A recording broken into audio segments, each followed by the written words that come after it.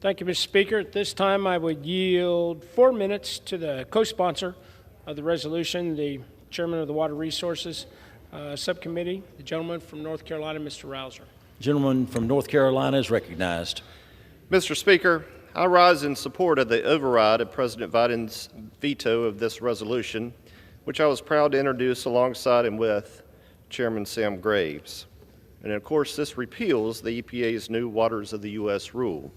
Now, I certainly recognize that this administration has never seen an onerous rule it didn't like, but the President's veto of this resolution, reversing one of the federal government's most egregious rules to date, really takes the cake.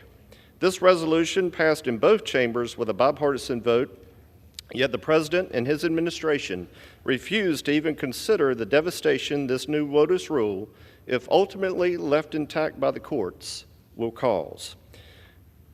It, with all its ambiguity and therefore subjectivity, was issued mere months before the Supreme Court is anticipated to decide in Sackett versus EPA, a decision all but guaranteed to update the definition of the WOTUS once again, making this mud puddle of complexity even muddier. While this is clear to many members on both sides of the aisle here in Congress, this administration continues to bow down to the demands of radical environmentalists while ignoring the common sense calls to revoke this misguided rule. Unfortunately, the inconsistency so many of us have said would result from this rule has already begun. Last week, a U.S. District Court judge issued a preliminary injunction on the rule after 24 attorneys general filed suit. However, this only applies in those 24 states, as well as Texas and Idaho, following action within their own courts. This means half of the country is currently subject to the rule, and the other half is not. Now, I'm disappointed North Carolina's Attorney General did not join that effort. In North Carolina's 7th Congressional District that I have the honor to represent, storms can bring very heavy rains. Creeks, streams, and rivers are everywhere throughout the landscape.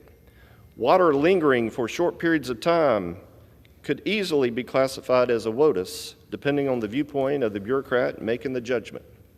Heavy fines, litigation, and even prosecution can and does result. Further, the overregulation and broad scope of interpretations of this rule have grave implications for cattle, poultry, and hog farmers in North Carolina. These farmers are often victims of environmentalists and trial lawyers looking for a gotcha moment in their quest to upend the efficiency and sustainability of our food system. The WOTUS rule puts a target on their backs, and it's why my colleagues on the other side of the aisle that also represent strong agriculture communities supported this resolution. So this vote today, Mr. Speaker, is an opportunity for our legislative body to exercise one of its most basic but fundamental responsibilities, to serve as a check on the executive branch when it goes against the will and interest of the American people. So, Mr. Speaker, this WOTUS rule clearly does that.